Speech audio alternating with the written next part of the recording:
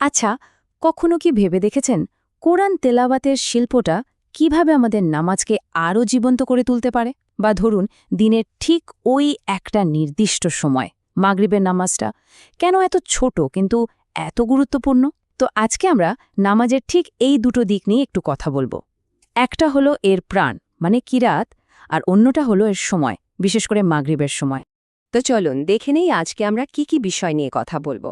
প্রথমেই আসছি নামাজের একেবারে মূল ভিত্তি কিরাত বা তেলাওয়াত নিয়ে। এরপর আমরা মাগরিবের নামাজের বিশেষ সময়টা দেখব, আর দেখব এর আগে একটা সুন্নাত নামাজ পড়ার ব্যাপারে। তারপর আমরা কিছু সাধারণ ভুল নিয়ে কথা বলবো, যেগুলো এড়িয়ে চলা ভালো। আর একদম শেষে এই সব নিয়মকানুনের পেছনের যে গভীর আধ্যাত্মিক অর্থটা আছে সেটা বোঝার চেষ্টা করব। আমাদের আলোচনার প্রথম বিষয়টা হলো কিরাত। আচ্ছা, কিরাত জিনিসটা আসলে কি? একদম সহজ করে বললে এটা হলো নামাজের সময় কোরআনের শুদ্ধ তেলাওয়াত। এটাকে কিন্তু নামাজের কথ্য হৃদয় বা স্পোকেন হার্টও বলা যায়। কারণ এই তেলাওয়াতের মাধ্যমেই তো আমরা সরাসরি আল্লাহর সাথে কথা বলি। আর ঠিক এ কারণেই এর শুদ্ধতা এত জরুরি। কারণ জানেন তো, একটা ছোট্ট ভুল উচ্চারণেও কিন্তু আয়াতের পুরো অর্থটাই বদলে যেতে পারে। তাহলে কিরাত ঠিক কি? সোজা কথায় এটা হলো নামাজের ভেতরে কুরআনের আয়াতগুলো একদম সঠিকভাবে স্পষ্ট করে আর শুদ্ধভাবে পড়া। আর এটা কিন্তু শুধু একটা নিয়ম না, এটা নামাজের একটা ফরজ অংশ। মানে এটা ছাড়া নামাজই পূর্ণ হবে না। কিরাআতটা ঠিক মতো করতে হলে মূলত তিনটে জিনিসের দিকে খেয়াল রাখতে হয়। প্রথমটা হলো ফরজ নামাজের প্রথম 2 রাকাতে সূরা ফাতিহার সাথে আর একটা সূরা বা তার সমান আয়াত মেলাতে হবে। এটা ওয়াজিব। 2 নম্বর হলো এই যে অন্য সূরাটা মেলাচ্ছেন সেটা যেন কমপক্ষে 3টে ছোট আয়াত বা একটা বড় আয়াতের সমান লম্বা হয়। আর 3 নম্বর, এবং এটাই সবচেয়ে গুরুত্বপূর্ণ, প্রত্যেকটা অক্ষর আর শব্দের উচ্চারণ হতে হবে একদম নিখুঁত। কারণ আগেই যেমনটা বলছিলাম, আরবিতে উচ্চারণের একটু এদিক ওদিক হলেই কিন্তু অর্থের বিশাল পরিবর্তন হয়ে যেতে পারে। এখন একটা মজার ব্যাপার বলি, এই কিরাত কিন্তু সব নামাজে একভাবে করা হয় না। খেয়াল করে দেখবেন, ফজর, মাগরিব, ঈশা, জুমা আর ঈদের নামাজে তেলাওয়াতটা বেশ জোরে বা সরবে করা হয়। অন্যদিকে জোহর আর আসরের নামাজে এই তেলাওয়াতটা হয় একদম নীরবে। এর একটা কারণ হতে পারে যে জোরে তেলাওয়াতের নামাজগুলো সাধারণত দিনের আলো যখন কম থাকে বা অন্ধকারে পড়া হয়। এতে মনোযোগটা ধরে রাখতে বেশ সুবিধা হয়। আচ্ছা, আরও কয়েকটা ছোট ছোট বিষয় আছে যা আমাদের তেলাওয়াতকে আরও সুন্দর করে তুলতে পারে। যেমন ধরুন, প্রতি রাকাতে আলাদা আলাদা সূরা পড়াটা বেশ ভালো একটা অভ্যাস। আর যে নামাজগুলো আমরা নীরবে পড়ি সেখানে কিন্তু শুধু মনে মনে পড়লে হবে না, ঠোঁট আর জিহ্বা নেড়ে এমনভাবে পড়তে হবে যাতে অন্তত নিজের কানে আওয়াজটা আসে। এই যে শারীরিক একটা অংশগ্রহণ, এটা কিন্তু শুধু একটা নিয়ম না, এটা আসলে মনটাকে নামাজের মধ্যে ধরে রাখতে অনেক সাহায্য করে। তো তেলাওয়াতের এই বেসিক নিয়মগুলো তো আমরা বুঝলাম। চলুন এবার দেখি এই নিয়মগুলো দিনের সবচেয়ে সময় সংবেদনশীল একটা নামাজ, মানে মাগরিবের নামাজের ক্ষেত্রে কিভাবে কাজ করে। এই নামাজটা কিন্তু আমাদের সময় জ্ঞান আর শৃঙ্খলার একটা দারুণ পরীক্ষা নেয়। এখানে একটা খুব কমন আর জরুরি প্রশ্ন চলে আসে যে মাগরিবের নামাজটা পড়ার জন্য আমরা আসলে ঠিক কতটা সময় পাই। মাগরিবের সময়টা কিন্তু পুরোপুরি প্রকৃতির সাথে বাঁধা। যখন সূর্যটা দিগন্তের নিচে একদম ডুবে যায়, ঠিক তখন থেকেই এর সময় শুরু। আর শেষ হয় কখন? যখন পশ্চিম আকাশে যে একটা লাল আভা থাকে, আরবিতে যেটাকে শাফাক আহমার বলে, সেটা পুরোপুরি অন্ধকারে মিলিয়ে যায়। এখন তো অবশ্য আমাদের সবার কাছেই অ্যাপ বা ক্যালেন্ডার আছে, কিন্তু এই প্রাকৃতিক চিহ্নগুলো চিনতে পারাটা আমাদেরকে ঐতিহ্যের সাথে অন্যভাবে যুক্ত করে। যেমন আমাদের বাংলাদেশে এই সময়টা ঋতুর সাথে সাথে বদলায়। শীতকালে যখন দিন ছোট, তখন সময়টা একটু কমে আসে, ধরুন ৪৫ থেকে ৫০ মিনিটের মতো। আর গরমকালে যখন দিন বড়, তখন এটা বেড়ে প্রায় ৬৫ থেকে ৭০ মিনিট পর্যন্তও হতে পারে। আর এটা তো স্বাভাবিক যে জায়গাভেদে এই সময়টা সারা বিশ্বেই আলাদা আলাদা হবে। আর এই যে সময়ের ব্যাপারটা, এটা কিন্তু সরাসরি নবী সাল্লাল্লাহু আলাইহি সাল্লামের শিক্ষা থেকে নেওয়া। সহিহ মুসলিমের মতো একটা নির্ভরযোগ্য হাদিস গ্রন্থে বলা আছে, নবী সাল্লাল্লাহু আলাইহি সাল্লাম বলেছেন, মাগরিবের সময়টা ততক্ষণ পর্যন্ত থাকে যতক্ষণ শাফাক বা আকাশের লাল আভাটা চলে না যায়।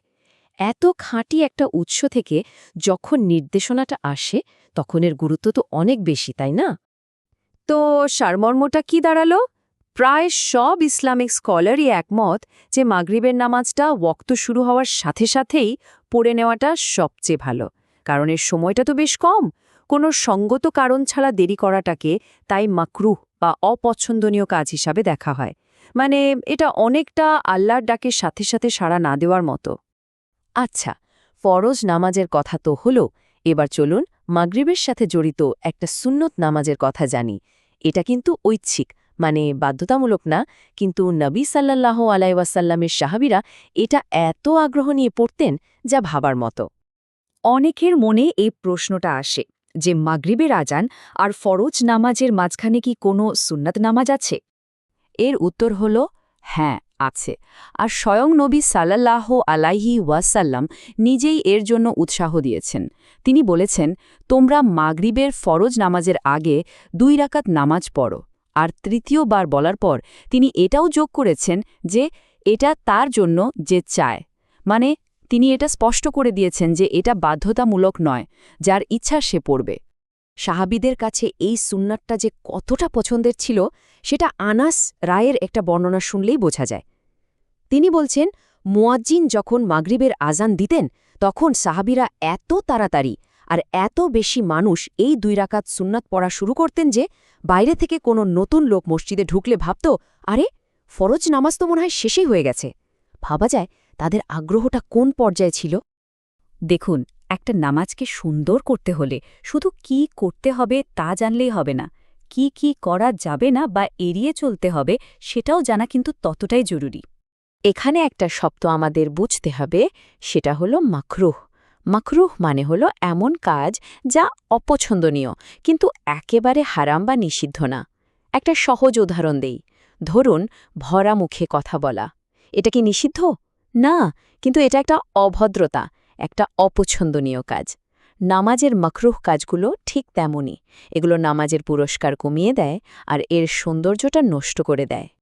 তেলাওয়াতের সময়ও এমন কিছু মাকরুহ কাজ আছে যা এড়িয়ে চলা ভালো, যেমন রুকুতে যেতে যেতে তেলাওয়াত করা।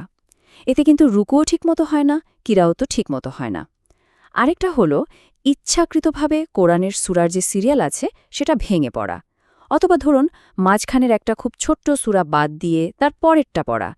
এই কাজগুলো কোরআনের যে বিন্যাস তার প্রতি এক ধরনের অসম্মান দেখানোর মতো। তবে যারা নতুন মুসলমান হয়েছেন তাদের জন্য ইসলামে একটা অসাধারণ সুন্দর ব্যবস্থা আছে। যতক্ষণ না তারা নামাজের জন্য প্রয়োজনীয় সূরাগুলো শিখতে পারছেন, তারা সুবহানাল্লাহ, আলহামদুলিল্লাহ এই তাসবিহগুলো পড়েও নামাজ আদায় করতে পারবেন। এটা ইসলামের কতটা বাস্তবসম্মত আর দয়ার একটা দৃষ্টিভঙ্গি তা দেখিয়ে দেয়। তবে হ্যাঁ, এই সুবিধার মানে কিন্তু শেখার ব্যাপারে অলসতা করা নয়। তো সবশেষে চলুন এই নিয়মকানুনের একটু গভীরে যাই, কারণ এগুলো তো শুধু কিছু নিয়ম না, এর পেছনে কিন্তু একটা গভীর আধ্যাত্মিক অর্থ লুকিয়ে আছে। একটু ভেবে দেখুন, মাগরিবের সময়টা কিন্তু প্রকৃতির একটা অসাধারণ রূপক। প্রতিদিন সূর্য ডোবার দৃশ্যটা আমাদের কি মনে করিয়ে দেয়? এটা আমাদের মনে করিয়ে দেয় একদিন ঠিক এই ডুবন্ত সূর্যের মতোই আমাদের জীবনের আলো নিভে যাবে। আর সেই শেষ মুহূর্তে এই নামাজটাই কিন্তু হবে আমাদের আত্মার আলো, আমাদের একমাত্র সঙ্গী। আর নামাজের এই যে সুনির্দিষ্ট নিয়মগুলো, এগুলোর প্রভাব কিন্তু আমাদের দৈনন্দিন জীবনেও পড়ে। যেমন ধরুন, ঠিক সময় মাগরিবের নামাজ পড়াটা আমাদের সময়মতো কাজ করার অভ্যাস তৈরি করে। এটা আমাদের কর্মক্ষেত্রে বা পড়াশোনায় ডেডলাইন মেনে চলার শৃঙ্খলা শেখায়। আসলে এটা হলো প্রতিদিন আল্লাহর ডাকের সাথে সাথে সাড়া দেওয়ার একটা ট্রেনিং, যা আমাদের পুরো জীবনটাকেই বদলে দিতে পারে। তাহলে শেষ প্রশ্নটা এখানেই, আমরা যদি সময় আর তেলাওয়াতের মতো এই ছোট ছোট বিষয়গুলোর উপর একটু বেশি মনোযোগ দিই, তাহলে কি আমাদের নামাজটা শুধু একটা রুটিন হয়ে না থেকে স্রষ্টার সাথে একটা গভীর ব্যক্তিগত কথোপকথনে পরিণত হতে পারে না?